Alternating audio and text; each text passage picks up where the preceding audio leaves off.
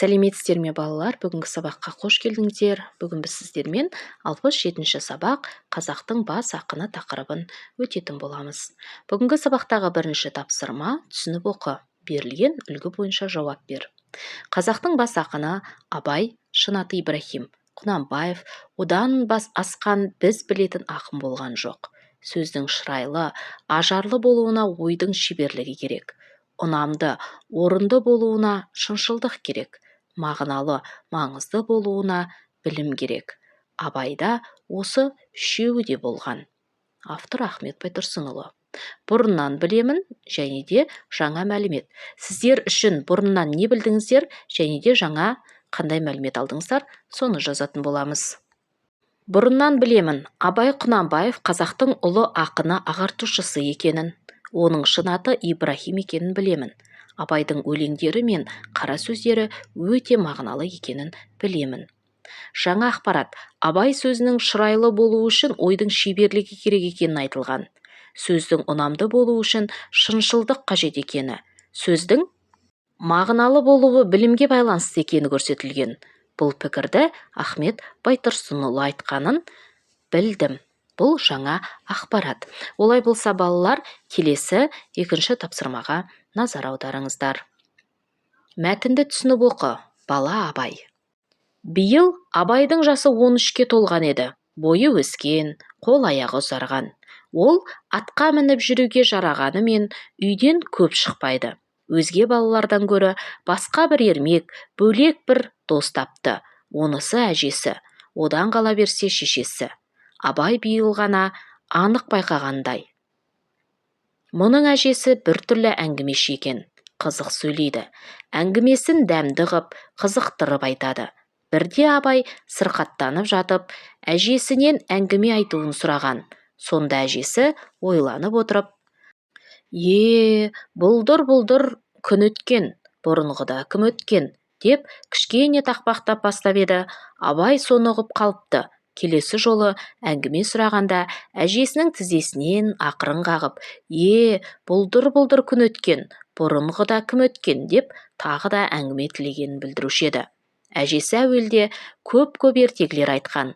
Абай қажымай, жалықпай, ылғи ынтыға тыңдайтын. Кейде әжесі шаршап, айтпай қойса шешесіне жабысатын. Ұлжан да көп әңгіме білуші еді, және ол көбінесе өлең сөзді жиі айтатын. Мәтіннің авторы Мұхтар Әуезов. Үшінші тапсырма. Түсініп оқы. Мәтіннің авторы туралы әңгімеле. Мұхтар Әуезов жазушы ғалым. 1897 жылы дүниеге келіп, 1961 жылы дүниеден озған. Қазіргі Шығыс Қазақстан облысы Абай ауданында туған. Балаларға арнап Көксерек және тағы да басқа шығармалар жазған. Мұхтар Әуезов Абай туралы Абай жолы роман-эпопеясын жазған. Онда Абайдың бүкіл өмір жолы, балалық, ересек шағы, шығармашылығы, сол кездегі қазақтың тұрмысы баяндалған. Мұхтар Әуезов Абай жолы туралы: қазақ халқына халықтығын жоғалтпайтын өшпес белгі орнатты, деп жазды. Төртінші тапсырма. Абайдың аналарының аттарын тауып жаз. Әжесінің аты Абайдың Зере, ал шешесінің аты Ұлжан болған, Бесінші тапсырма. Суретке зер сал. Сұраққа жауап беріп, тапсырманы орында. Суретте кімдер бейнеленген деп ойлайсың? Балалар, суретте жас Абай, оның әжесі Зере бейнеленген, Мәтінге сүйеніп, әжесі мен Абай арасында диалог қарастыр.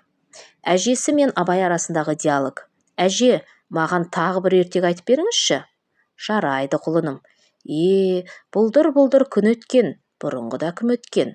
Әже, ертегіңіз өте қызық. Тағы не болған? Бұрынғы заманда батырлар мен даналар өмір сүрген екен. Мен бәрін білгім келеді, әже. Айта беріңізші. Тыңда онда балам, ертегінің жалғасын айтып берейін.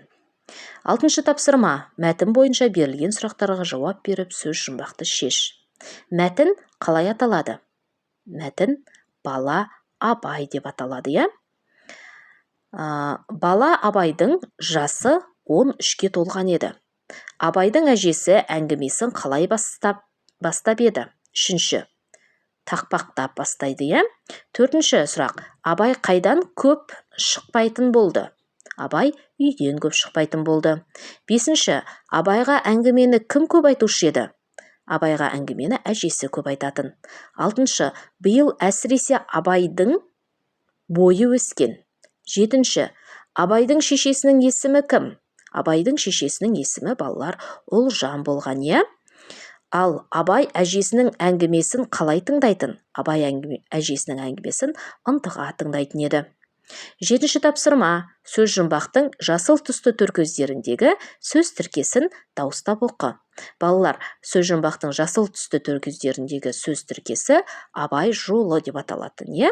Абай жолын кім жазған?